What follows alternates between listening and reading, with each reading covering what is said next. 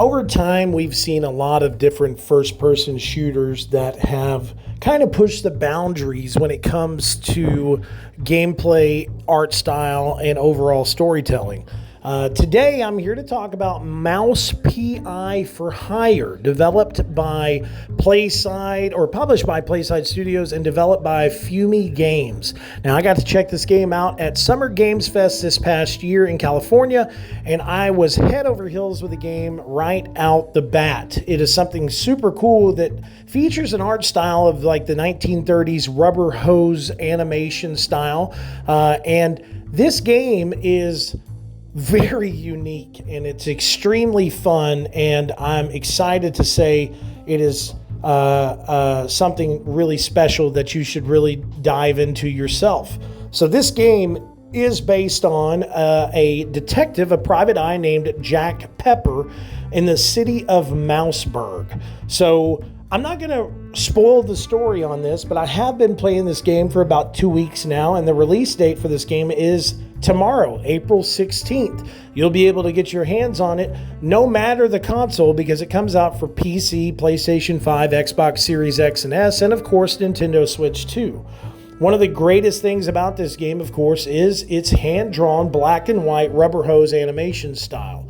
The gameplay as well is super fast-paced, very engaging, and showcases a plethora of different weapon types, enemy types, locationary events that really kind of is not something that you would see in a first-person shooter of this style, especially. There was a lot of times that there was really quirky, funny humor. There was a lot of puns about cheese and mice, and there's even Easter eggs in the game to point fun at different cartoons that came out in the 1930s, but also video games as well. You see a lot of different really cool kind of Easter eggs. I saw one that was actually the Konami code, which was up, up, down, down, left, right, BA, BA. And I thought that was cool. But then you see many other little Easter eggs, and there's a big section in the game that has a very big shout out to the father of first-person shooting, which I'm going to leave that to you to find out yourself. So overall, the story of this game was very in-depth. Very unique. I feel that a lot of people will really appreciate the story in this game, because not just because of the amazing voice acting cast that was in this game, but the story is very engaging. It's a really great narrative experience that features something that we really don't see a lot of times in first-person shooters. Now, sometimes we have, but the main focus is the action. But with this game, I feel like it's a nice blend of mystery and puzzle solving, as well as platforming. There's all different types of secret areas that you can find, different weapon styles and play styles that you can play in this game.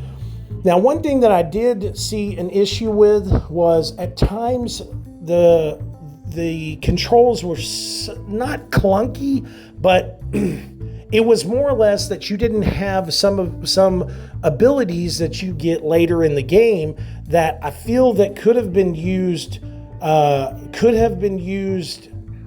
to enhance your gameplay experience earlier than later.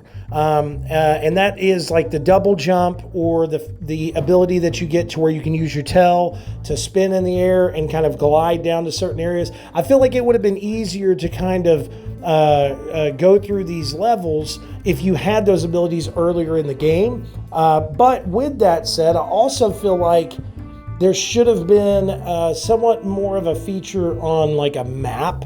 Now, there is the ability that you can push, like, I think it's down on the D-pad, and like a little brush will pop up and it will kind of wipe away the dirt to show footprints in front of you to kind of lead you to your way path. But sometimes I felt that made it too easy, because it really would. It would take you exactly where you needed to go. I feel like they could have implemented something like a magnifying glass in the left-hand corner, or something that looked like a magnifying glass, and it showed your local map, or I don't know. But the main thing was the playability earlier on you're kind of put to a challenge with the gameplay mechanics because you don't have those latent abilities that you have later with the double jump and the spinning tail and so on and so forth. But what was great about it is that as you played the game, you were able to find different clues. You could find collectibles that you could put on your little shelf inside of your office that, just for fun. But then you also have the ability of being able to upgrade your weapons over time. You can buy newspapers that show different type of information for any of those collector freaks out there like me and my wife. We really love playing games that we can go and collect as much stuff as we can. You also have the ability of playing a little mini game, and it's basically a card game that's set up in the style of baseball. So you have like 5 or 6 cards, and you can place those cards out and then play either as the batter or the pitcher. And then each time you play those cards or play one of those games, you get a certain coin that you can unlock a big prize later on once you get up to, I think, 20 coins. And it's really cool. I mean, there was a lot of BioShock-esque style weapons. There is one of my favorite weapons in the game is the devarnisher, and it's literally what it is. This is that rubber hose, old kind of oil paint animation that they used back in the 1930s, but using devarnish, it will strip the paint away, correct? So that's actually what happens to those characters. When you shoot that devarnisher, it actually melts their paint away, or their skin, or whatever, however you want to call it. It completely melts them, and then you see their skeleton do this little funny animation to where their teeth kind of click together, and then they fall to the ground. But I thought it was a very unique and crazy game. I thought the team at Fumi did a really great job of representing that art style and that style of play, but also in the story and in the narrative that the voice cast did. I mean, the voice cast in this game is unbelievable. And as I said in one of my last reviews too, that ties perfectly in with the music composition of this game, because as you are traversing through these levels, you hear that 1930s kind of fast beat music, and it's just fun, guys. It's really fun, and I think it's kind of relative to what I have continuously preached in the games industry over the last few years, is that we need to get back to having games that are fun, that you can sit down and as you're playing it, it's such a fun experience. You have your family come in and say, oh, what are you playing? I want to get into that as well. So it's a really cool experience, and I think you guys are really going to love this game.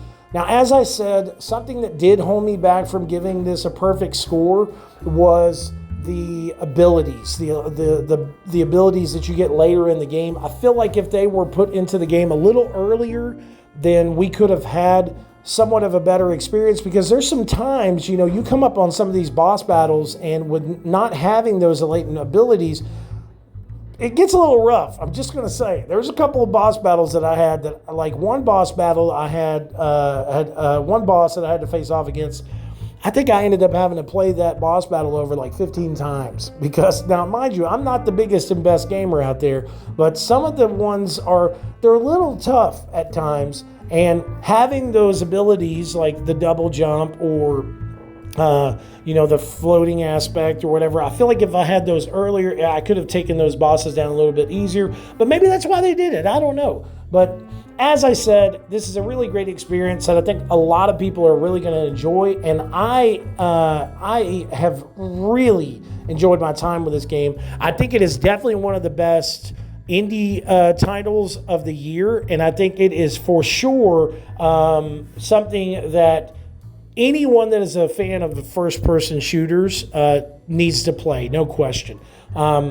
And even if you're not a fan of first-person shooters, I feel this game could be interesting to a lot of people, especially with the very cool art style and the great music, the great voice acting, and of course, the narrative experience that this presents to you. I mean, it's a really in-depth murder kind of mystery. So I definitely think you guys should check it out. I'm going to give MOUSE P.I for Hire a 4.5 out of 5.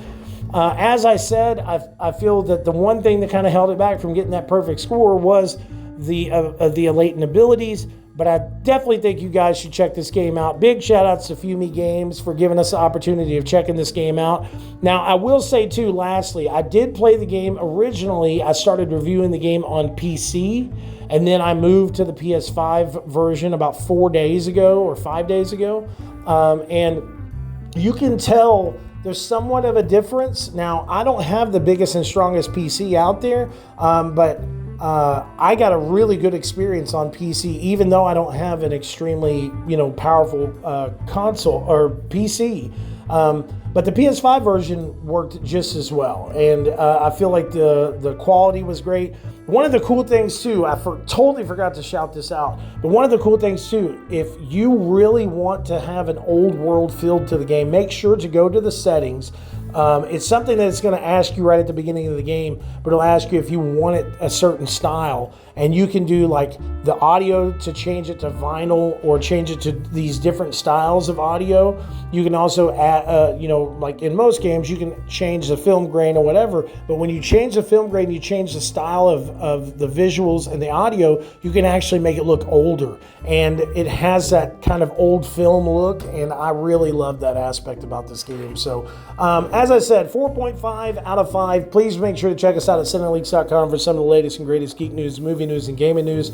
Check back soon for my comprehensive overview review of Hitman.